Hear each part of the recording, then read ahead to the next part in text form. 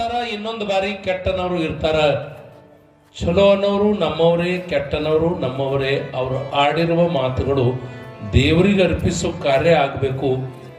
ಇದು ಸಂತ ಮಹಾತ್ಮರ ಬದುಕು. ಪುಣ್ಯಾತ್ಮರೇ, ಇವತ್ತಿನ ಗುಡ್ಡಾಪುರ ದಾನೇಶ್ವರಿ ತಾಯಿಯ ಚರಿತೆಯನ್ನು ಆಲಿಸಲು ಪಕ್ಕದ ಅಂಕಲಿ ಗ್ರಾಮದ ಗಣ್ಯಮಾನ್ಯ ಸಜ್ಜನರಾಗಿರುವಂತ ಮಹಾರುದ್ರಪ್ಪನವರು ಹಾಗೆಯೇ ಮಂತ್ರಜಾತವರು ಇವತ್ತಿನ ಸಮಾರಂಭಕ್ಕೆ ಆಗಮಿಸಿದ್ದಾರೆ. ಅವರಿಗೆ ನಾವೆಲ್ಲರೂ ಜೋರಾಗಿ ಚಪ್ಪಾಳೆ ತಟ್ಟಿ ಪ್ರೀತಿಪೂರ್ವಕವಾಗಿ ಸ್ವಾಗತವನ್ನ ಕೋರೋಣ. ಸಾಗಿಕೊಂಡು ಬಂದಿರುವಂತಹ ವಿಷಯದೊಳಗೆ ಪ್ರವೇಶ ಮಾಡೋಣ.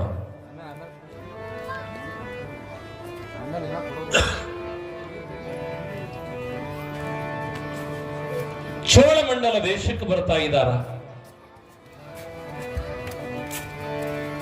ಆ ಚೋಳಮಂಡಲ ದೇಶದೊಳಗಿರುವಂತಹ ಶೋಭಾ ನಗರ,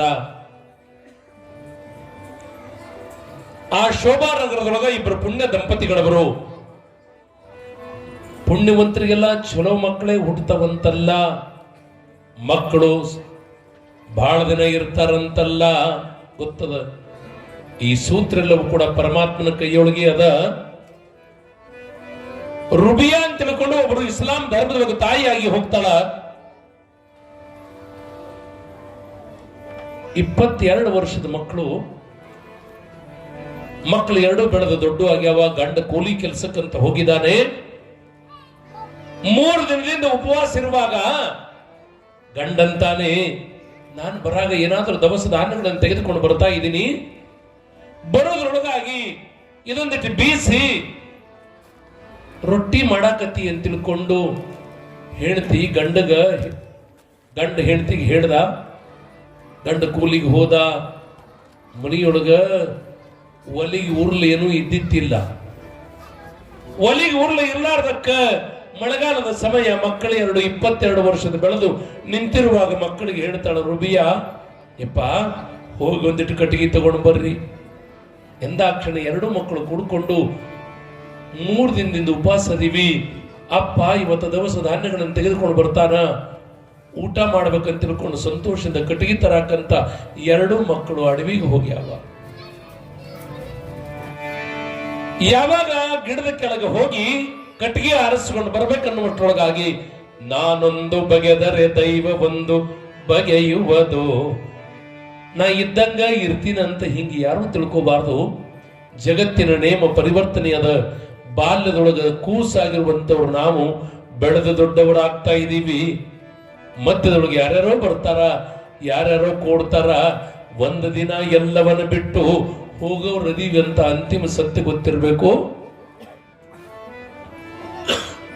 2 ಮಕ್ಕಳು ಕಟ್ಟಿಗೆ ಆರಿಸಿಕೊಳ್ಳುತ್ತಾ ಇರುವಾಗ ಮಳೆಗಾಲದ ಸಮಯ, ಮೋಡಗಳ ಡಿಕ್ಕಿ ಹೊಡೆದಾವ. ಸಿಡಲ ಆರ್ಭಟದಿಂದ ಎಲ್ಲೋ ಬೀಳ್ಬೇಕಾಗಿರುವಂತ ಸಿಡಲ ಮಕ್ಕಳ ಮೇಲೆ ಬಿದ್ದದ. ಹಸಿವಿನಿಂದ ಬಳಲ್ತಾ ಇರುವಂತ 2 ಮಕ್ಕಳು ಸಿಡಲು ಬಡದಾಗ ಗಿಡದ ಕೆಳಗೆ ವಿಲಿ ವಿಲಿ ವಿಲಿ ಒದ್ದಾಡಿ 2 ಮಕ್ಕಳು ಪ್ರಾಣ ಬಿಡ್ತಾವ.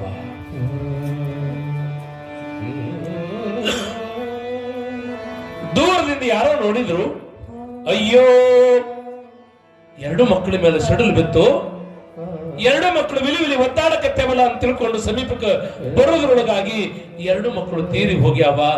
ಯಾರ ಮಕ್ಕಳಂತ ತಿಳ್ಕೊಳ್ತಾ ಇರುವಾಗ ಇದು ರುಬಿಯಾನ್ ಮಕ್ಕಳವಂತ ಗೊತ್ತಾಗಿ 2 ಮಕ್ಕಳಿಗೆ ಹಣ ತಗೊಂಡು ರುಬಿಯಾನ ಮನೆಗೆ ಬರ್ತಾ ಇರುವಾಗ ರುಬಿಯಾ ಅಂತ ಇದ್ದಾಳ, 2 ಮಕ್ಕಳನ್ನ ಈ ಕೊಲೆಗೆ ಹಾಕ್ರಿಪ್ಪ, ಗಂಡ 3 ದಿನದ ಉಪವಾಸದಾನ, 7 ಮಕ್ಕಳು ವಾಪಸ್ ಬರಂಗಿಲ್ಲ, ಇದು ನನಗೆ ಗೊತ್ತದ, ಹೋಗ್ರಿ ಅಂದ್ರು. ಹೋಗ್ರಿ ಅನ್ನುವಾಗ ಇವು ತಾಯಿ ಕಳ್ಳಿ ಅಂತದಂದ್ರು. 2 ಮಕ್ಕಳನ್ನ ಕೋಲೆಗೆ ಹಾಕಿ ಜನ ಎಲ್ಲ ತಮ್ಮ ಮನೆಗೆ ಹೋಗ್ತಾರ. ಅವರನ್ನೊಳಗೆ ಮಾತಾಡ್ತಾರ. ಗಂಡ ಹೆಗಲಿಗೆ ಟಿಕಾವ ಹಾಕೊಂಡು ಮನೆಗೆ ಬರ್ತಾ ಇರುವಾಗ ಅವನ ಮುಖ ನೋಡ್ತಾರೆ.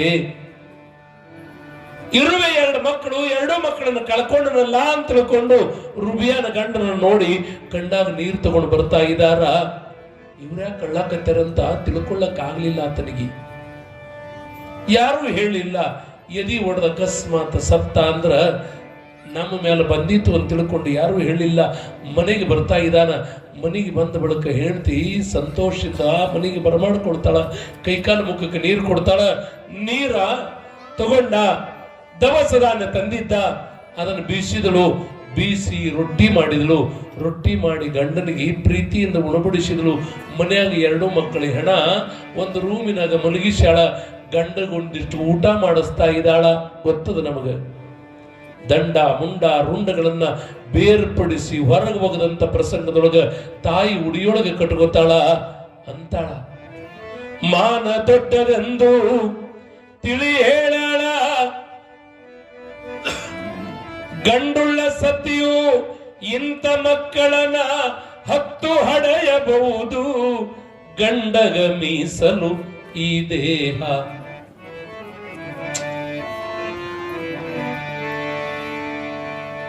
ಒಂದು ವೇಳೆ ಮಾನ ಹೋಯ್ತಂದ್ರೆ ಮತ್ತೊಂದು ಬಾರಿ ಮಾನ ಪಡ್ಕೊಳ್ಳೋಕೆ ಸಾಧ್ಯ ಇಲ್ಲ.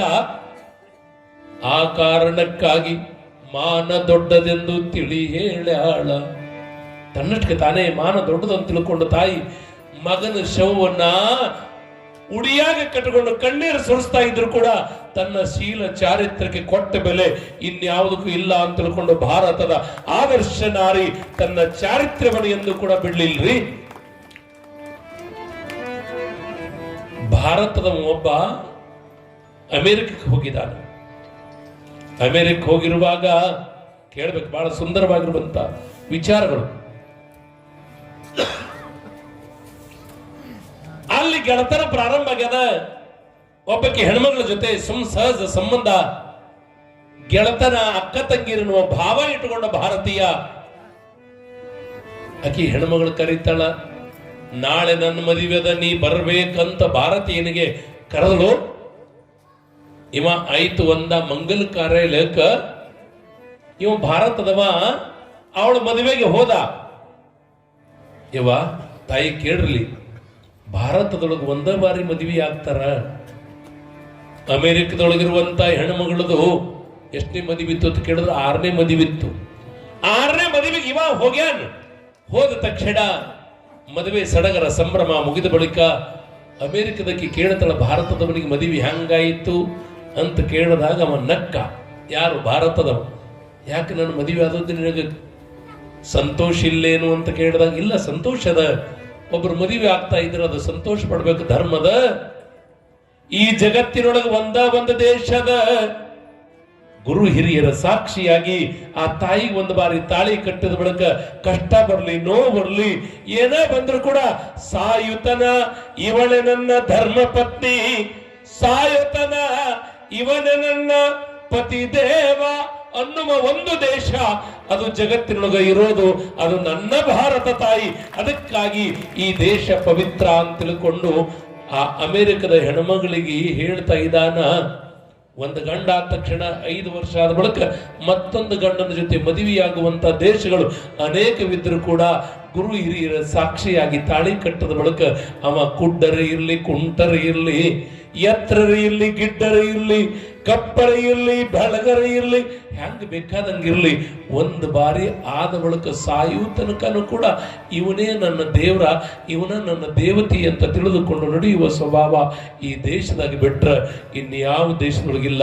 ಆ ಕಾರಣಕ್ಕಾಗಿ ಇದೊಂದು ದೇಶ ಪವಿತ್ರ ಅಂತ ಭಾವಿಸಿಕೊಳ್ಳೋದು.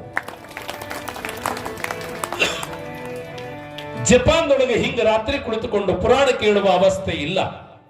ಜರ್ಮನಿಯೊಳಗಿಲ್ಲ, ಇಂಗ್ಲೆಂಡ್ದೊಳಗಿಲ್ಲ, ಫ್ರಾನ್ಸ್ದೊಳಗಿಲ್ಲ, ಅಮೆರಿಕದೊಳಗಿಲ್ಲ, ಪಾಕಿಸ್ತಾನದೊಳಗಿಲ್ಲ, ಚೀನಾದೊಳಗಿಲ್ಲ. ಮಧ್ಯರಾತ್ರಿ ಆದರೂ ಕೂಡ ಭಕ್ತಿಯ ಭಜನೆಯೊಂದಿಗೆ ಭಕ್ತಿಯನ್ನ ಆಲಿಸುವ ಕಾರ್ಯವನ್ನ ಮಾಡೋದ್ರ ಮುಖಾಂತರವಾಗಿ ಕೇಳುವ ಶ್ರವಣ ಭಕ್ತಿ ಇರೋದು ಮಾತ್ರ ಭಾರತದಲ್ಲಿ. ಬಂಧುಗಳೇ, 6 ಆಯ್ತಂದ್ರೆ ಮುಗೀತು. ಮುಂಜಾನೆ 6 ಆಯ್ತಂದ್ರೆ ಹೋಗೋದು, ಸಂಜೆ ಮಡಿ 6 ಆಯ್ತಂದ್ರೆ ಬರೋದು. ದೇವ್ರ ಗುಡಿ, ಗುಂಡಾರ, ಪ್ರಾರ್ಥನೆ, ಪೂಜೆ ಇವು ಕನಸಿನ ಮಾತ. ಆದ್ರೆ ಭಾರತದೊಳಗೆ ಯಾಕೆ ನೆಮ್ಮದಿಯಿಂದ ಅದೀವತ್ತು ಕೇಳಿದ್ರೆ, ಇವತ್ತು ನಿಮ್ಮ ಮನೆಯೊಳಗೆ ಚಪಾತಿ ಮಾಡಾಕ ಬರ್ತಿದ್ರು ಕೂಡ ದೇವ್ರ ಗುಡಿಗೆ ಹೋಗಿ ಸೇವಾ ಮಾಡಬೇಕು. ನಾನು ಮಾಡಿರುವಂತ ಚಪಾತಿ ಇನ್ನೊಬ್ರು ಬಾಯಿಯೊಳಗೆ ಬೀಳುತ್ತದಂದ್ರೆ ನಾನು ಧನ್ಯ ಅಂತ ಸೇವಾ ಮಾಡಕ್ಕಂತ ಬರ್ತಾರಲ್ಲ, ಇದು ಭಾರತದ ಸತ್ಯ, ಇದು ಭಾರತದ ಸತ್ವ ಅಂತ ಭಾವಿಸಿಕೊಳ್ಳೋದು. ಬಂಧುಗಳೇ,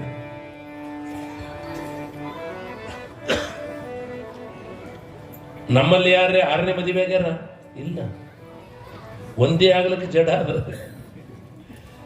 ಇವತ್ತಂತೂ ಬಹಳ ದೂರದ ಮಾತು. ಹೆಣ್ಣೆ ಸಿಗಲಾಗ್ಯಾವ. ಬಹಳ ಪರಿಸ್ಥಿತಿ ಗಂಭೀರವಾಗಿರುವಂಥದ್ದು. ಅದ್ರ ಒಂದು ಮಾತು ಹೇಳ್ತೀನಿ, ಎಲ್ಲರೂ ನೌಕರಿನ ನೋಡಿ ಕೊಡ್ಬೇಕಂತ ಹಿಂಗೆ ಯೋಚನೆ ಮಾಡಬೇಡ್ರಿ. ಯಾರು ಈ ದೇಶಕ್ಕಾಗಿ ಅನ್ನ ಕೊಡ್ತಾ ಇದ್ದಾನ, ಅನ್ನ ಕೊಟ್ಟು ನಮ್ಮೆಲ್ಲರ ಬದುಕನ್ನ ಶಾಂತಿಯಿಂದ ಇಡ್ತಾ ಇದ್ದಾನ, ಮೊದಲು ಒಂದು ಕಾಲ ಬಂದೇ ಬರ್ತದ.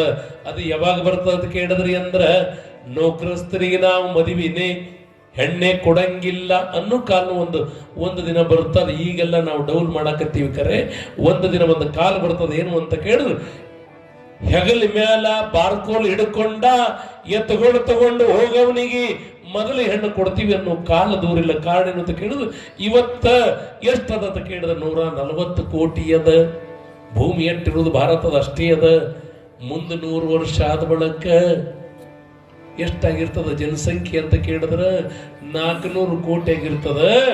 ಒಂದು ಬಿಗಿ ಇದ್ದಾವ ಬಹುದೊಡ್ಡ ಶ್ರೀಮಂತ, ಒಂದು ಗುಂಟೆ ಇದ್ದಾವ ಅವ ಮಧ್ಯಮ ವರ್ಗದವ, ಅರ್ಧ ಗುಂಟೆ ಇದ್ದಾವ ಬಡವನು. ಕಾಲ ಬಂದಿತ್ತು, ಅವತ್ತ ಅನ್ನ ಕೊಡ್ತಾರೆ. ಯಾರು ಅವ್ರಿಗೆ ಮದುವೆ ಆಗ್ತೀವಿ ಅನ್ನುವಂಥ ಕಾಲ ದೂರಿಲ್ಲ. ಕೆಲವು ದಿವಸಗಳು ಹೋದ ಬಳಿಕ ಈ ಜಗತ್ತಿನ ನೇಮದ ಏನು ಅಂತ ಕೇಳಿದ್ರೆ, ಯಾವತ್ತಲೂ ಹಂಗೆ ಇರಂಗಿಲ್ಲ.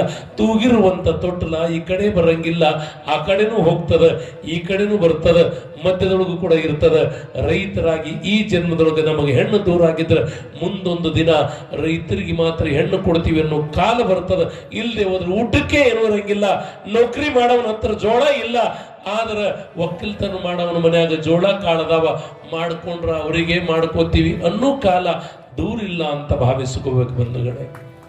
ನಾವೆಲ್ಲ ರೈತರಾಗಿರುವಂಥವ್ರು, ರೈತರ ಮಕ್ಕಳು, ಹಗಲಿರುಳು ಬೆವರು ಸುರಿಸಿ ದುಡಿಯುವಂಥವರ ಬದುಕು ಶ್ರೀಮಂತ ಮಾಡಬೇಕು. ನಾವು ಒಕ್ಕಲಿಗರಂದ ಬಳಿಕ ಒಕ್ಕಲಿಗರಿಗೆ ಕನ್ಯಾ ಕೊಡಬೇಕು ಮೊದಲು ಅಂತ ಭಾವಿಸಿಕೊಂಡು ಒಕ್ಕಲ್ತನದ ಮನೆತನ ಎತ್ತರಕ್ಕೆ ಹೋಗ್ಬೇಕಂತ ಯಾರು ಇಟ್ಕೋತಾ ಇದ್ರಿ ಅವರೆಲ್ಲರೂ ಪುಣ್ಯವಂತರಂತ ಭಾವಿಸಿಕೊಳ್ಳೋಣ. ತಾಯಿ ರುಬಿಯ 2 ಮಕ್ಕಳ ಹೆಣವನ್ನ ಮನೆಯೊಳಗೆ ಹಾಕಿ ಗಂಡಗೆ ಊಟಕ್ಕೆ ಕೊಟ್ಟಾಳ. ಏನ್ರಿ ನಿಮಗೊಂದು ಮಾತು ಕೇಳೇನ್ರಿ ಅಂದಳಾಕಿ. ಗಂಡ ಕೇಳ್ತಾಳ. ಗಂಡಂದ ಮದುವೆ ಆಗಿ 25 ವರ್ಷ ಆಯ್ತು, ಒಂದೂ ಮಾತು ಕೇಳಿಲ್ಲಿ.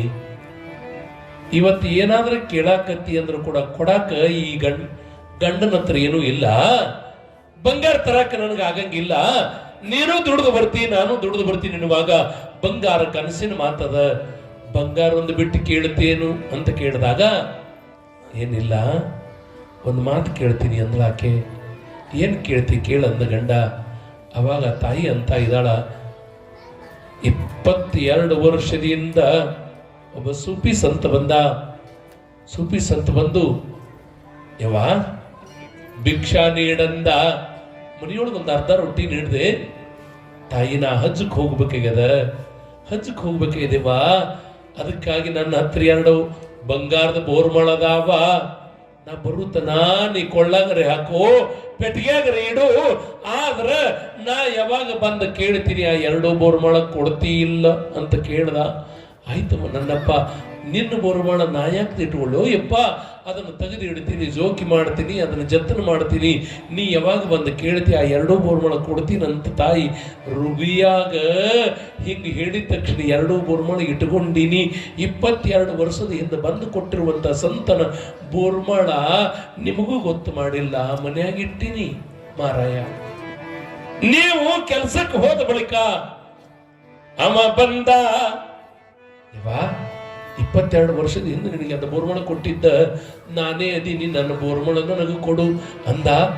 ಅವಾಗ ನಾ ಹೇಳಿನಿ ಏನು ಅಂತ ಕೇಳಿದ್ರೆ, ನನ್ನ ಗಂಡ ಬರ್ತಾನ, ನಾ ಕೇಳಿ ಕೊಡ್ತೀನಿ ಅಂದೀನಿ ಅಂದ ತಕ್ಷಣ ಗಂಡ ಬಹಳ ಉತ್ತಮನಾಗಿದ್ದ. ಹೇ ಸಖಿ, ಇನ್ನೊಬ್ರು ವಸ್ತುಗಳನ್ನು ನಮ್ಮದಂತ ಭಾವಿಸಬಾರ್ದು. ಅನ್ಯರ ವಿತ್ತಾಪಹರಣ ಈ ದೇಹದಿಂದ ಆಗುವಂತ 2ನೇ ಪಾಪದ. ಆ ಕಾರಣಕ್ಕಾಗಿ ಮತ್ತೊಬ್ರು ಕೊಟ್ಟದ್ದನ್ನ ಮತ್ತೊಬ್ಬರಿಗೆ ಕೊಡಬೇಕಾದದ್ದು ನಮ್ಮ ಧರ್ಮದ. ಅದು ಕೊಡಬೇಕಲ್ಲ. ಅದಕ್ಕೆ ಗಂಡನ ಹಿರ್ತನೆ ಯಾಕೆ ಹೇಳಕ್ ಹೋಗಿರಿ? ಕೊಟ್ಟದ್ದು ಅವ ಇತ್ತು, ಅವನಿಗೆ 2 ಬೋರ್ಮಳ ಕೊಟ್ಟರು, ನೀನು ಒಳ್ಳೆಯವಳಾಗಿ ಆಗ್ಬೇಕಾಗಿತ್ತು, ಆದ್ರೆ ಯಾಕೆ ಕೊಡ್ಲಿಲ್ಲ ಅಂತ ಗಂಡ ಹೆಂಡತಿ ಹೇಳಿದಾಗ, ಬರ್ರಿ ಹೋಗಾಮಿ ಮಹಾತ್ಮ ಬರುವನು.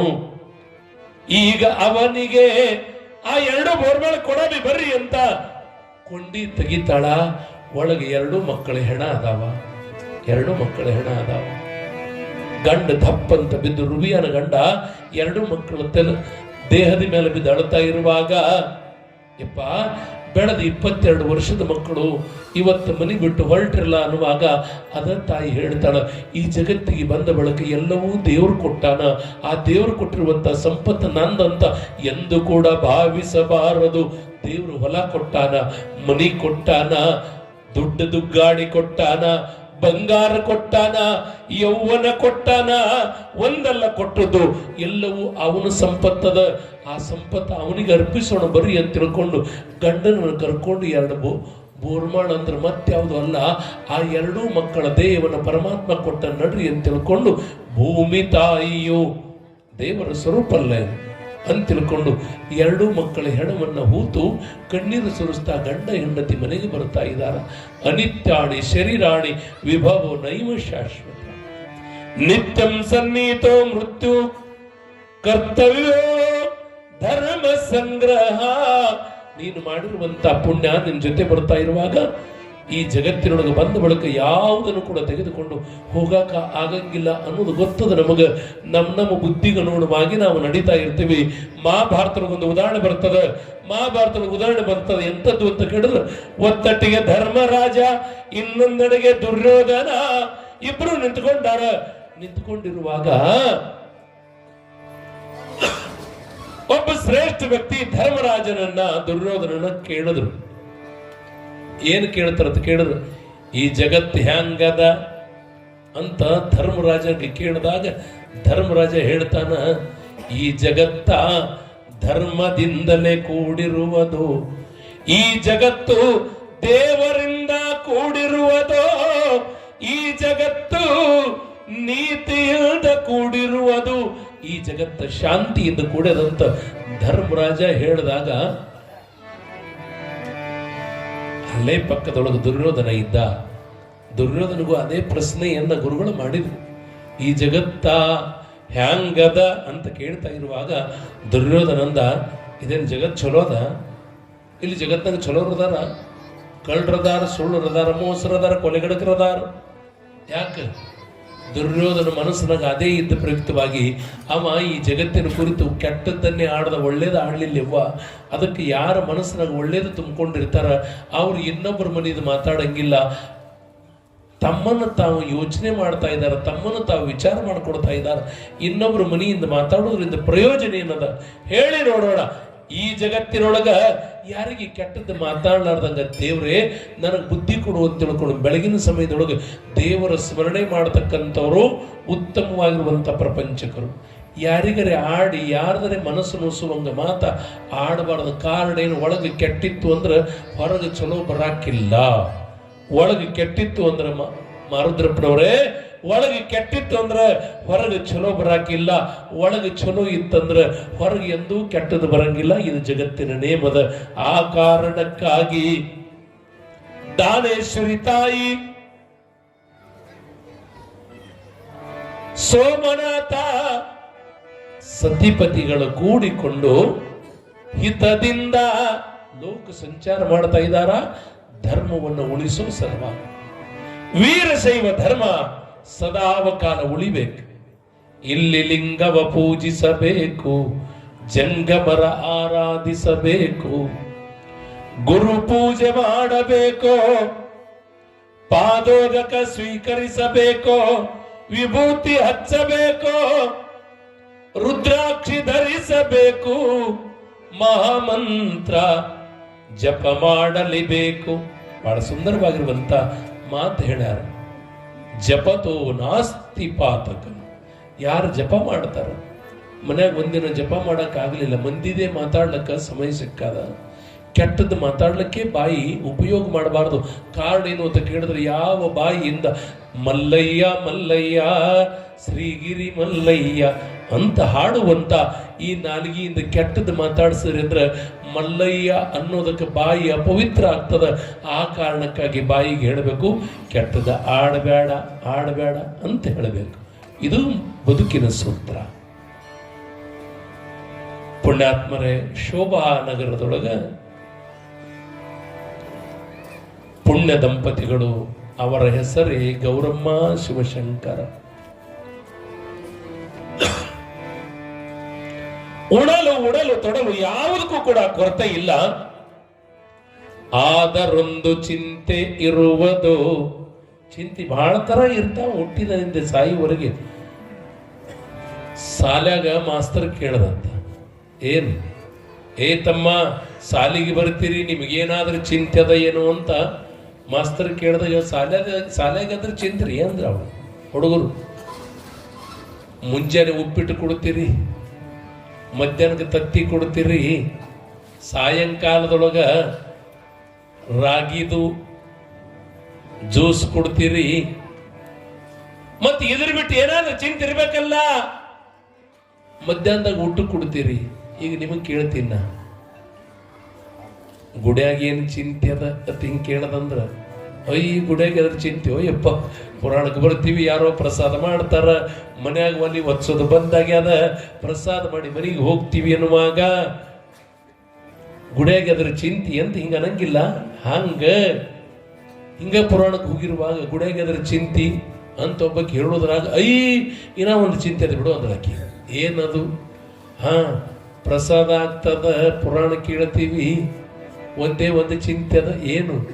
ಕಮಿಟಿಯವರು ಒಂದು ಬೆಡ್ಶೀಟ್ ಚಾದಾರ ಒಂದು ತಂದಿದ್ರೆ ಚಲೋ ಆದಿತ್ತಂದ್ರ ಅವ್ರು.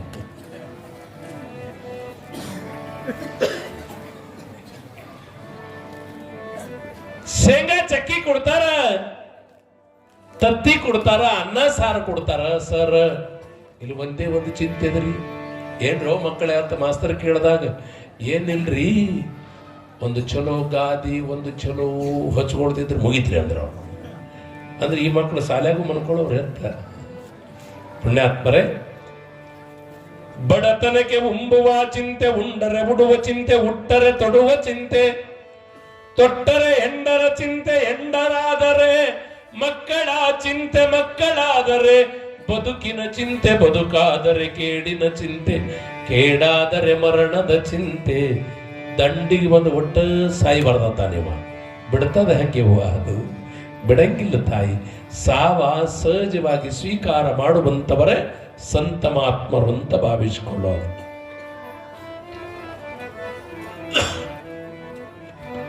ಗೌರಮ್ಮ ಶಿವಶಂಕರ ದಂಪತಿಗಳವರಿಗೆ ಮಕ್ಕಳಿಲ್ಲದಿರುವಾಗ 12 ದೇವರ ಹರಕೆಯನ್ನು ಮಾಡಿದ್ರು ಕೂಡ ಯಾವ ದೇವರು ಮಕ್ಕಳು ಕೊಟ್ಟಿರಲಿಲ್ಲ.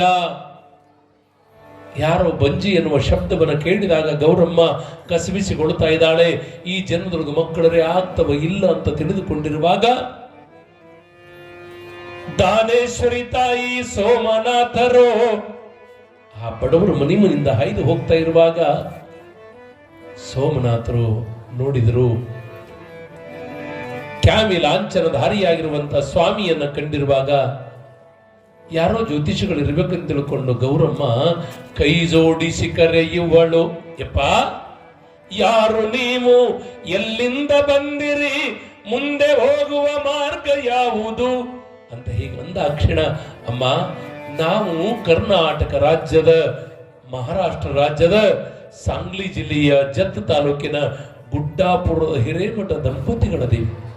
ಈ ಲಿಂಗ ಧರ್ಮವನ್ನ, ಅಸ್ತಿತ್ವವನ್ನ, ಇರುವಿಕೆಯನ್ನ ಉಳಿಸಿಕೊಳ್ಳಾಕ ಸರ್ವರಿಗೂ ಲಿಂಗವನ್ನು ಕಟ್ಟಿ ಲಿಂಗವಂತರನ್ನಾಗಿ ಮಾಡುವ ಕಾರ್ಯಕ್ಕಾಗಿ ಹೊರಟಿವಿ.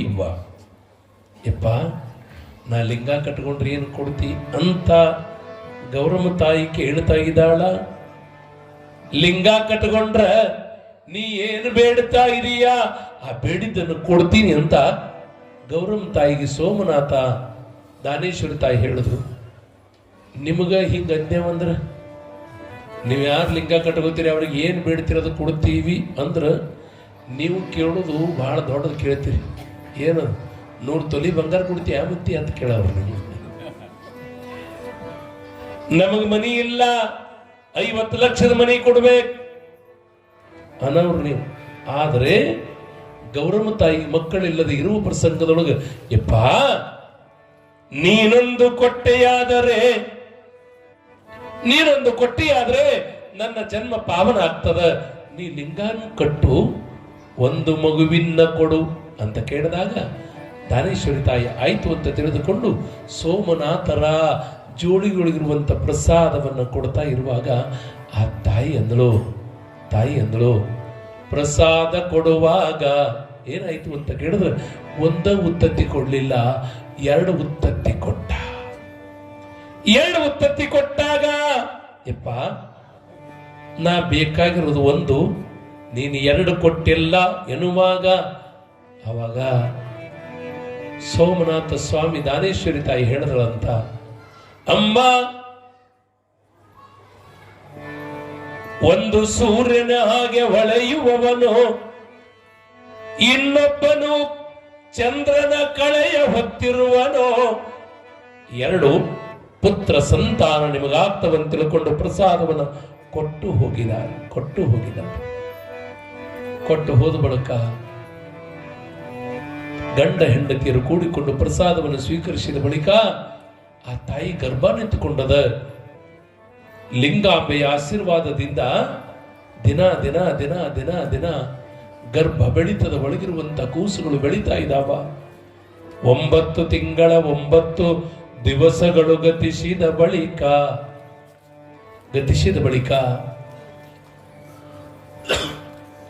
ದಶತಾರೆ ಸುಯೋಗದೊಳಗೆ 2 ಗಂಡು ಮಕ್ಕಳಿಗೆ ಗೌರಮ್ಮ ತಾಯಿ 2 ಮಕ್ಕಳಿಗೆ ಜನ್ಮ ಕೊಟ್ಟಳ. ಅವಾಗ 2 ಮಕ್ಕಳು ಫಳ ಫಳ ಫಳ ಫಳ ಹೊಳಿತಾ ಇರುವಾಗ ಮಕ್ಕಳಿಗೆ ಲಿಂಗ ಕಟ್ಟಿಸ್ಯಾಳ. 12-13 ದಿವಸಕ್ಕ ಅವ್ವ ಹೇಳಿದ್ರು ಏನು, ದಾನಮ್ಮ ತಾಯಿ ಹೇಳಿದ್ರು ಏನು ಅಂತ ಕೇಳಿದ್ರ, ಒಬ್ಬ ಸೂರ್ಯನ ಹಾಗೆ ಹೊಳೆಯುವನು, ಇನ್ನೊಬ್ಬ ಚಂದ್ರನ ಹಾಗೆ ಬೆಳಗುವನು ಅಂಬ ಅಂತ ಹೇಳ್ತಾ ಇರುವಾಗ ಅವೇ ಹೆಸರಿಡಬೇಕಂತ ತಿಳ್ಕೊಂಡು ತಾಯಿ ಶಿವಮ್ಮ ಒಬ್ಬನ ಹೆಸರು ಸೂರ್ಯಕಾಂತ, ಇನ್ನೊಬ್ಬನ ಹೆಸರು ಚಂದ್ರಕಾಂತ ಅಂತ ಇಡ್ತಾ ಇದ್ದಾಳೆ. 2 ಮಕ್ಕಳಿಗೆ ತೊಟ್ಟಿಲೊಳಗಿಟ್ಟು ಜೋಗಳವ ಹಾಡಿ ಸೂರ್ಯಕಾಂತ ಚಂದ್ರಕಾಂತ 2 ಮಕ್ಕಳು ಬೆಳೀತಾ ಇರುವಾಗ ಮೊದಲೇ ಮಗ ಸೂರ್ಯಕಾಂತ, ಅವ ತಾಯಿ ನೀನು ಲಿಂಗ ಪೂಜೆ ಮಾಡುವೆ ಅಮ್ಮ. ಆ ಲಿಂಗ ಪೂಜೆಗಾಗಿ ನಾನು ಹೂದೋಟಕ್ಕೆ ಹೋಗಿ ಹೂವ ತರ್ತೀನಿ ಅಂತ ತಿಳ್ಕೊಂಡು ಸೂರ್ಯಕಾಂತ ಹೂದೋಟಕ್ಕೆ ಹೋಗಿ ಹೂವು ತರ್ತಾ ಇರುವಾಗ ಹೂದೋಟದೊಳಗಿರುವಂತ ಸರ್ಪ ಕಚ್ಚಿ ಸೂರ್ಯಕಾಂತ ತೀರಿ ಹೋಗ್ತಾನ.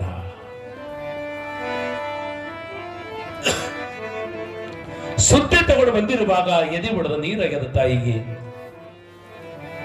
ಗಂಡ ಶಿವಶಂಕರ್ ಅಂತ ಇದ್ದಾನ ಸಖಿ, ಒಂದು ಹೋದರೂ ಒಂದದ, ತಾಯಿಯ ಆಶೀರ್ವಾದ ಒಂದಾದರೂ ಅದ, ಚಿಂತೆ ಮಾಡಬೇಡ ತಿಳ್ಕೊಂಡು ಸತಿಗೆ ಸಮಾಧಾನಗೊಳಿಸಿ ಸೂರ್ಯಕಾಂತನ ಮಣ್ಣೊಳಗಿಟ್ಟು ಮನೆಯೊಳಗೆ ಬರ್ತಾ ಇರುವಾಗ ಆ ಮಗನ ನೆನಪು ತೆಗೆದು ತಾಯಿ ಅಳ್ತಾ ಇರುವಾಗ ಗಂಡನಾಗಿರುವಂತವ ಸಂತೈಸ್ತಾನ.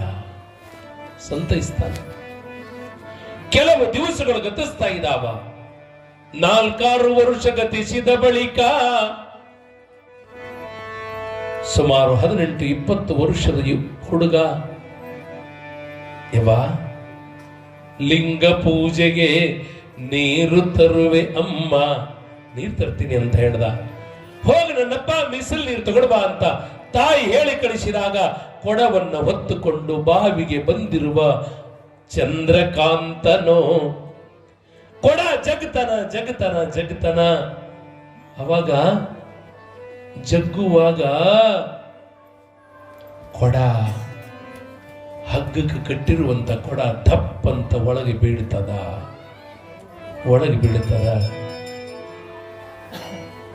ಅವನು ಲಿಂಗ ಪೂಜೆ ತಡ ಆಗ್ತದ ತಿಳ್ಕೊಂಡು ಹುಡುಗ ಬಾವಿಯೊಳಗೆ ಟಣ್ಣಂತ ಹಾರ್ತನ. ಹಾರಿರುವಾಗ ಒಳಗ ಮುಳುಗುತ್ತಾನ. ತಳ ಹತ್ತಲಾರ್ದಕ್ಕಾಗಿ ಆ ತಳದೊಳಗಿರುವಂತ ಕೊಡ ತಗೊಂಡು ಮ್ಯಾಲ ಬರಬೇಕನ್ನುವಷ್ಟರೊಳಗಾಗಿ ಬಾವಿಯೊಳಗೆ ಚಂದ್ರಕಾಂತನ ಪ್ರಾಣವು ಪಕ್ಷಿ ಹಾರಿ ಹೋಗ್ತದ. ಈ ಸುದ್ದಿ ಬರ್ತದ. ಚಪ್ಪಲ ಆ ಬಾವಿ ದಂಡಿಗದಾವ. ತಾಯಿ ಗೌರಮ್ಮ ತಾಯಿಗೆ ಹೇಳ್ತಾರ, ಏನಂತ ಹೇಳಲಿ ತಾಯಿ. ಕೊಡ ಒಳಗೆ ಬಿದ್ದಿರುವಾಗ ಕೊಡ ತೆಗೆಯೋದಕ್ಕಾಗಿ ನೀರು ತರೋದಕ್ಕಾಗಿ ಬಾವಿಯೊಳಗೆ ಇಳಿದ ಮಗ ವಾಪಸ್ ಬರ್ಲಿಲ್ಲಮ್ಮ ಅಂತ ಹೇಳ್ತಾ ಇರುವಾಗ ಬಾವಿ ದಡಕ ಬಂದು ಮಾತಾಪಿತೃಗಳು ಶಿವಶಂಕರ ಗೌರಮ್ಮ ಇಬ್ರು ಕಣ್ಣೀರು ಸುರಿಸ್ತಾ, ಚಂದ್ರಕಾಂತ ನಿನ್ನಡೆಗೆ ನಾವು ಬರುವೆವಯ್ಯ, ನಿನ್ನಡೆಗೆ ನಾವು ಬರ್ತೀವಿ ಅಂತಾರ. ಯವ್ವಾ, ಇವು ಕೊಡೋದು ಕೊಟ್ಟಿದ್ದಿ ತಾಯಿ, ಅವತ್ತೇ ಕೊಟ್ಟಿತ್ತಿಲ್ಲಂದ್ರ ನನ್ನ ಬದುಕು ಎಷ್ಟೋ ಕಷ್ಟದೊಳಗಿದ್ದು ಸತ್ತು ಹೋಗ್ತಿದ್ದೆ. ಈ ಮಕ್ಕಳಿಗಾಗಿ ಜೀವ ಇಟ್ಕೊಂಡು ಬದುಕಿದ್ರು ಕೂಡ ಇದ್ದು 2 ಮಕ್ಕಳನ್ನು ಕಸಿಕೊಂಡು ತಾಯಿ ಅಂತ ಹಿಂಗ ದಾನೇಶ್ವರಿ ತಾಯಿಯನ್ನ ಕೂಗಿ ಕರೆಯುವಾಗ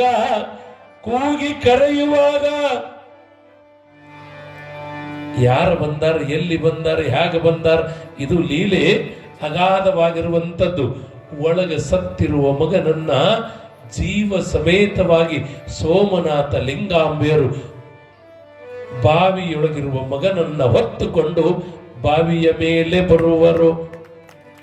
ಮಗುವಿನ ಕಂಡಾಗ, ತಾಯಿಯನ್ನು ಕಂಡಾಗ, ಅಮ್ಮ ಇದು ನಿನ್ನ ಲೀಲೆ ಧನ್ಯ ಅಂತ ಭಾವಿಸಿಕೊಂಡು ಆ ತಾಯಿಯನ್ನ, ಸೋಮನಾಥ ಸ್ವಾಮಿಯನ್ನ, ಮಗುವನ್ನೆತ್ತಿಕೊಂಡು ಮನೆಗೆ ಬರ್ತಾ ಇದ್ದಾರ. ನೀನೊಲಿದರೆ ಕೊರಡು ಕೊನರುವುದು, ನೀನೊಲಿದರೆ ಬರಡು ಹಯನಾಗುವುದು.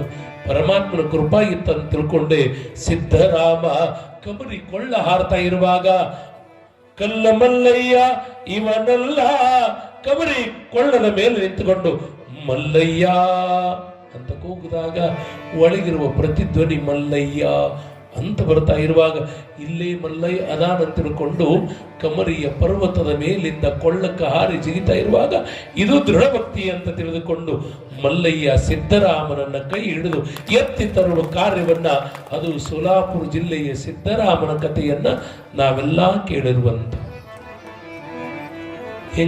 ಹಿಂಗ ಪುರಾಣ ಹೇಳುವಾಗ ಸಿದ್ದರಾಮನ ಪುರಾಣ ಕೇಳುವಾಗ ಒಂದು ಮುದುಕಿ ಬತ್ತು ಮಂತ್ರು. ಮುದುಕಿ ಬತ್ತು ಮಲ್ಲಯ್ಯ ಹಿಡ್ದಾನ ಕೈಯ, ಮಲ್ಲಯ್ಯ ಹಿಡ್ದಾನ, ಹಿಡ್ದಾನಲ್ಲಂದ, ಅದೇ ನೀನೇ ಹೇಳಿದಿನ ಅದು ಕೇಳಕ್ಕೆ ಬಂದೀನಿ ಅಂದ್ಲಕ್ಕಿ. ಅವ ಹ್ಯಾಂಗ ಹಿಡ್ದ ಅಂದ್ಲಕ್ಕಿ. ಅವ ಕೈ ಹಿಡ್ದಾನ ಕಮರಿ ಕೊಳ್ಳದಾಗ, ನೀ ಬಾ ನೋಡು ನಾವು ಹೆಂಗ ಹಿಡಿತಾನೆ ನೋಡ, ನಾ ಮ್ಯಾಳ್ಗಿ ಹಾರ್ತೀನಿ, ಹಿಡಿಯಂಗಿದ್ರೆ ಹಿಡಿಲ್ ನೋಡ. ಭಕ್ತಿಗೊಲಿವನು ಭಗವಂತನೋ, ಯಾರು ಅಚಲವಾಗಿರುವಂತ ಭಕ್ತಿಯನ್ನು ಭಗವಂತನಿಗೆ ಅರ್ಪಿಸ್ತಾ ಇದ್ದಾರೆ ಅವರ ಭಕ್ತಿಗಾಗಿ ಒಲುಮೆ ಅದು ಭಗವಂತನದಾಗಿರ್ತದಂತ ಭಾವಿಸ್ಕೊಳ್ಬೇಕು. ಆಳಂದಿ ಗ್ರಾಮದೊಳಗೆ ಸಂತ ಜ್ಞಾನ ದೇವರು, ತುಕಾರಾಮ ಮಹಾರಾಜರು, ಸಂತ ನಾಮದೇವರು, ಸಂತ ಏಕನಾಥ ಮಹಾರಾಜರು ಎಲ್ಲಾರು ಕುಳಿತುಕೊಂಡಿರುವಾಗ ಒಬ್ಬರಲ್ಲ ಇಬ್ಬರಲ್ಲ 100 ಜನ ಸಂತರು ಪ್ರಸಾದವನ್ನು ಸ್ವೀಕರಿಸ್ತಾ ಇರುವಾಗ ಜ್ಞಾನದೇವ ಮಹಾರಾಜರು ಗೋರಾ ಕುಂಬಾರ್ಗ ಕರೆದು ಕೇಳಿದ್ರಂತೆ, ತಮ್ಮ ಇಲ್ಲಿ ಗಡಿಗೆ ಬಹಳ ಕೂತ್ಕೊಂಡಾವ, ಯಾವುದು ಕಚ್ಚಾದ ಯಾವುದು ಪಕ್ಕಾದ ಹೇಳು ಅನ್ನುವಾಗ ಜ್ಞಾನೇಶ್ವರ ಮಹಾರಾಜರ ಆವಿಗೆ ತೆಗೆದುಕೊಂಡು ಎಲ್ಲಾರ ತಲೆ ಮ್ಯಾಲ ಫಟ್ ಫಟ್ ಫಟ್ ಫಟ್ ಅಂತ ಕುಂಬಾರ ಬಡಿತಾ ಇದ್ದಾನ. ಎಲ್ಲಿಗೆ ಬಂತು ಅಂತ ಕೇಳಿದ್ರೆ ಸಂತ ನಾಮದೇವ್ರ ತೆಲಿಗೆ ಬಂದು ಬಡದಾಗ ಉಳಿದದ್ದೆಲ್ಲ ಪಕ್ಕಾದವ, ಇದು ಒಂದೇ ಕಚ್ಚಾದ ಅಂತ ಗೋರಾ ಕುಂಬಾರ ಹೇಳಿದಾಗ ಸಂತ ನಾಮದೇವ್ರ ಹತ್ರ ಹಿಂಗ ಬಂತೇನು ಅಂತ ಕೇಳಿದ್ರೆ, ದಿನಾಲು ಕೂಡ ಪಾಂಡುರಂಗನ ಜೊತೆ ಮಾತಾಡಿ ಬರ್ತಾ ಇದ್ದೀನಿ, ಪಂಢರಪುರದ ಪಾಂಡುರಂಗ ನನ್ನ ಮನೆಗೆ ಬರ್ತಾ ಇದ್ದಾನ, ನನಗೆ ಹಂಗ ಕಚ್ಚ ಅಂದ ಅಂತ ಒಳಗೆ ಸಿಟ್ಟು ಬಂತು. ನಿಮಗೂ ಅನಿಸ್ತಿರ್ತದ, ಇದ್ಯಾದ್ರ ರೊಟ್ಟಿ ಅಂದ್ರೆ ಬಹಳ ಸಿಟ್ಟ. ಯಾಕೆ ನಾ ಮಾಡೋದು ಚಲೋ ಇಲ್ಲೇನು ಅನ್ನೋರು ನಾವು ಹಂಗ ಅಭಿಮಾನ ಪಡ್ತಾ ಇರುವಂತ ಸಂತ ನಾಮದೇವರು ನನಗೆ ಹಂಗ ಕಚ್ಚಾ ಅಂದ ಅಂತ ತಿಳಿದುಕೊಂಡು ಊಟದ ಮಧ್ಯದೊಳಗೆ ಎದ್ದು ಹೋಗ್ತಾ ಇರುವಾಗ ಜ್ಞಾನೇಶ್ವರ ಮಹಾರಾಜರಂದ್ರು, ತಮ್ಮ ಅವ ಅಂದಾರ ಕಚ್ಚಾ ಅಂತ ಅಂದ್ರು, ಪಕ್ಕ ಅಂದ್ರು ಕೂಡ ಪ್ರಸಾದ ಸ್ವೀಕಾರ ಮಾಡಲಾರ್ದೆ ಹೋಗಬಾರದು ಅಂತ ಪರಿಪರಿಯಾಗಿ ಹೇಳಿದ ಬಳಿಕ ಸಂತ ನಾಮದೇವರು ಪ್ರಸಾದವನ್ನು ಸ್ವೀಕಾರ ಮಾಡ್ತಾ ಇದ್ದಾರ. ಪಾಂಡುರಂಗನ ಹತ್ರ ಬರ್ತಾ ಇದ್ದಾರ. ಹೇ ಪಾಂಡುರಂಗ, ನನ್ನ ಮನೆಗೆ ನೀನೇ ಬರ್ತಾ ಇದೀಯಾ, ನನ್ನ ಜೊತೆ ಮಾತಾಡ್ತಾ ಇದೀಯಾ, ನಾ ಹೆಂಗ ಕಚ್ಚ ಆಗ್ತೀನಿ ಹೇಳು ಅಂದ ತಕ್ಷಣ ಪಾಂಡುರಂಗ ಅಂದನಂತೆ, ತಮ್ಮ ನೀನ ಕಚ್ಚಾದೀಯೋ? ಅವ ಘೋರ ಅಂದದ್ದು ಸುಳ್ಳಿಲ್ಲ. ಪಕ್ಕ ಆಗಕತಿ. ಹೋಗು, ಸತ್ಯ ಯಾವುದು ಅಸತ್ಯ ಯಾವುದು ತಿಳಿಲಾರದೆ ಭಕ್ತಿ ಮಾಡಿರ್ಬೇಕು. ಇನ್ನ ಕಚ್ಚಾದಿ ಅಂತ ಹೇಳ್ತಾ ಇರುವಾಗ ನೀ ಕಚ್ಚಾದಿಯೋ ಪಕ್ಕಾದಿಯೋ ತಿಳ್ಕೋಬೇಕಾಗಿತ್ತಂದ್ರ ವಿಠೋಬಾ ಕೇಸರಿ ಅಂತದಾನ. ಅವ ಇಲ್ಲೇ ಗುಡಿಯೊಳಗದಾನ. ಆ ಗುಡಿಯೊಳಗೆ ದಿನಾಲು ಕೂಡ ಲಿಂಗದ ಮುಂದೆ ಇರ್ತಾನ. ಅವನಿಗೆ ಹೋಗಿ ಕೇಳು, ಅವ ಕಚ್ಚಾದನೋ ಪಕ್ಕಾದನೋ ನಿನ್ನ ಬಗ್ಗೆ ಅವ ಹೇಳ್ತಾನಂದ ತಕ್ಷಣ ಆ ಲಿಂಗದ ಗುಡಿ ಹತ್ತಿರ ವಿಠೋಬ ಕೇಸರಿ ಒಳಗಿದ್ದ. ವಿಠೋಬ ಕೇಸರಿ ಪಕ್ಕ, ನಾನು ಪಕ್ಕಾದಿನೋ ಕಚ್ಚಾದಿನೋ ಅನ್ನೋದು ಅವನೇ ಹೇಳ್ತಾನೆ ತಿಳ್ಕೊಂಡು ಹಿಂಗ ಗುಡಿಗೆ ಬಂದಿರುವಾಗ ವಿಠೋಬ ಕೇಸರಿ ಹ್ಯಾಂಗ ಕುಳಿತುಕೊಂಡಿದ್ದ ಅಂತ ಕೇಳಿದ್ರಿ ಅಂದ್ರ ಒಂದು ಕಾಲ ಒಂದು ಲಿಂಗದ ಮ್ಯಾಲ, ಇನ್ನೊಂದು ಕಾಲ ಇನ್ನೊಂದು ಲಿಂಗದ ಮ್ಯಾಲ, ಇನ್ನೊಂದು ತನ್ನ ತಲೆ ಇನ್ನೊಂದು ಲಿಂಗದ ಮೇಲೆ ಹಾಕಿ ಲಿಂಗದ ಮೇಲೆ ಕಾಲಿಟ್ಟು ವಿಠೋಬ ಕೇಸರಿ ಮಲ್ಕೊಂಡಿದ್ದ. ಆ ಜಾಗಕ್ಕೆ ಸಂತ ನಾಮದೇವರು ಬರ್ತಾ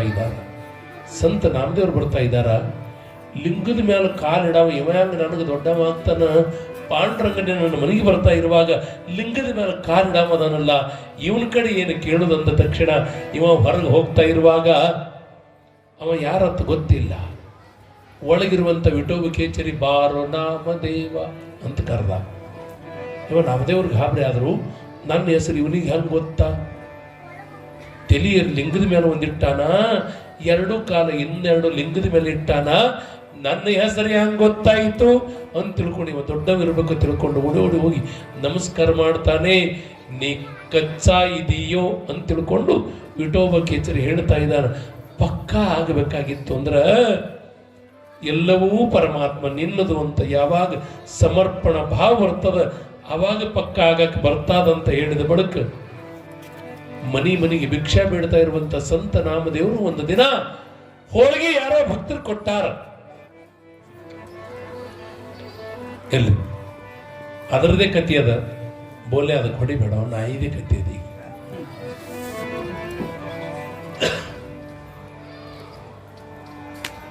ಸಂತ ನಾಮದೇವರು 5 ಮನೆ ಭಿಕ್ಷೆ ಬೇಡಿ ಹೋಳಿಗೆಯನ್ನ ತುಂಬಿಕೊಂಡು ಅಡವಿಯೊಳಗೆ ಹೋಗ್ತಾ ಇರುವಾಗ ಒಂದು ಮರದ ಕೆಳಗೆ ಬಾವಿ, ಮರಕ್ಕ ಹೋಳಿಗೆ ಕೈಚೀಲ ಸಿಗಿಸ್ಯಾರ, ತುಪ್ಪದ ಗಿಂಡಿ ಸಿಗಿಸ್ಯಾರ. ಒಂದು ನಾಯಿ ಬಂದದ. ನಾಮದೇವರು ಹೋಗಿ ಕೈಕಾಲು ಮುಖ ತೊಳ್ಕೊಂಡು ಮೇಲೆ ಬರುವಷ್ಟರೊಳಗಾಗಿ ಒಂದು ನಾಯಿ ಹೋಳಿಗೆ ಕೈ ಚೀಲ ತಗೊಂಡು ಬಾಯಾಗ ಹಿಡ್ಕೊಂಡು ಓಡ್ತದ ಮ್ಯಾಲ ಬರುದ್ರೊಳಗಾಗಿ ಹೋಳಿಗೆ ಕೈ ಚೀಲ ಇಲ್ಲ, ಹಸಿವಿಯಾಗಿ ಅದ, ಊಟ ಮಾಡ್ಬೇಕಂತಾನ. ನಾಯಿ ಸ್ವಲ್ಪ ದೂರ ಹೋಳಿಗೆ ಚೀಲ ತಗೊಂಡು ಓಡ್ತಾ ಇರುವಾಗ ಸಂತ ನಾಮದೇವರು ಏನ್ ಮಾಡಿದ್ರು ಅಂತ ಕೇಳಿದ್ರು. ತುಪ್ಪಿನ ಗಿಂಡಿ ತಗೊಂಡ್ರು. ಹೇ ಪಾಂಡುರಂಗ, ನಾಯಿಗೆ ಕೂಗಿ ಕರೀತಾರ. ಹೇ ಪಾಂಡುರಂಗ, ಹೋಳಿಗೆ ಅಟ್ಟೆ ತಗೊಂಡು ಹೊಟ್ಟಿಯಲ್ಲಿಪ್ಪ, ಯಾರೋ ಭಕ್ತರು ತುಪ್ಪ ಕೊಟ್ಟಾರ, ಹೋಳಿಗೆ ಮೇಲೆ ತುಪ್ಪ ಹಚ್ತೀನಿ ತಡಿಯೋ, ಹೋಳಿಗೆ ಮೇಲೆ ತುಪ್ಪ ಹಚ್ತೀನಿ ತಡಿಯೋ ಅಂತ ತಿಳ್ಕೊಂಡು ಕೈಯೊಳಗೆ ತುಪ್ಪದ ಗಿಂಡಿ ತಗೊಂಡು ಸಂತ ನಾಮದೇವರು ನಾಯಿ ಹಿಂದೆ ಬೆನ್ನತ್ತಿರುವಾಗ ಇವ ಓಡ್ತಾನ. ಅದಕ್ಕಾಗಿ ಭಕ್ತಿಯಿಂದ ಭಜನೆಯೊಳಗೆ ಆಡ್ತಾ ಇದ್ದಾರ. ನಾಯಿಯಲ್ಲಿ ನಾರಾಯಣನ ಕಂಡ ಸಂತ ನಾಮದೇವ, ನಾಯಿಯೊಳಗೆ ನಾರಾಯಣನ ರೂಪ ಕಂಡ. ಸ್ವಲ್ಪ ದೂರ ಹೋದ ಬಳಿಕ ನಾಯಿ ಇಲ್ಲ, ಯಾರದಾರ? ಪಾಂಡುರಂಗನೇ ಅದಾನ, ಎದ್ದು ನಿಂತಾನ. ಸರ್ವ ಜೀವಿಗಳಲ್ಲಿ ಸಮಾನ ದೃಷ್ಟಿ ಯಾವಾಗ ಬರ್ತದ ಆವಾಗ ಪಕ್ಕ ಆಗ್ತದೋ ನಾಮದೇವ ಅಂತ ಪಾಂಡುರಂಗ ಹೇಳಿದ ಹಾಗೆ ಪಕ್ಕ ಆಗೋದು ಬಹಳ ಕಠಿಣದ ತಾಯಿ. ಯಾವಾಗ ಗೌರಮ್ಮ ಶಿವಶಂಕರ ದಂಪತಿಗಳವರು ಪಕ್ಕ ಆಗಿ ಆ ತಾಯಿಯನ್ನು ಕೂಗಿ ಕರೆದಾಗ ಪ್ರಸನ್ನಳಾಗಿ ತಾಯಿ ದಾನೇಶ್ವರಿ ಮುಳುಗಿರುವ ಬಾವಿಯೊಳಗಿರುವ ಮಗನನ್ನ ಎತ್ತಿಕೊಟ್ಟು ಆ ತಾಯಿ ಉಡಿ ತುಂಬುತ್ತಾ ಇದ್ದಾಳೆ ಎನ್ನುವಾಗ ಮಹಾತ್ಮರ ಲೀಲೆ ಬಹು ದೊಡ್ಡದು ಅಂತ ಭಾವಿಸಿಕೊಳ್ಳೋಣ. ಈಗ ಒಂದು ಗೀತೆಯಾಗ್ತಾ ಇದೆ. ಅದಾದ ಬಳಿಕ ಬಸವರಾಜವರು ಬರ್ತಾ ಇದ್ದಾರೆ. ಆನಂತರದೊಳಗ 5 ನಿಮಿಷಗಳಲ್ಲಿ ಆ ದಾನೇಶ್ವರಿ ತಾಯಿಯ ಎಲ್ಲ ಲೀಲೆಯನ್ನ ಮುಕ್ತಾಯಗೊಳಿಸೋದಕ್ಕೆ ಪ್ರಯತ್ನ ಮಾಡೋಣ. फॅब्रिकेटिंग वर्क आणि बांधकाम तुमचे, साहित्य मात्र आमचेच. आमच्या येथे सर्व नामांकित कंपन्यांचे स्टील, सिमेंट ब्लॉक, पन्हाळी पत्रे, चॅनल, लोखंडी bar, angle, T bar, metal sheet याशिवाय विविध प्रकारच्या जाळ्या, खिळे, बाइंडिंग तार, रेडीमेड खिडक्या, दरवाजे, सिमेंट पोल, पाण्याच्या टाक्या, रबर सील, कडपा, तत्सम बांधकाम साहित्य योग्य दरात मिळण्याचं एकमेव ठिकाण म्हणजे श्री स्वामी समर्थ स्टील सेंटर. याशिवाय अल्ट्राटेक, सागर सिमेंट, टाटा कंपनीचे पन्हाळी पत्रे तसेच पोलाद स्टीलचे अधिकृत डीलर. त्यामुळं प्रत्येक वस्तू मिळणार किफायतशीर दरात.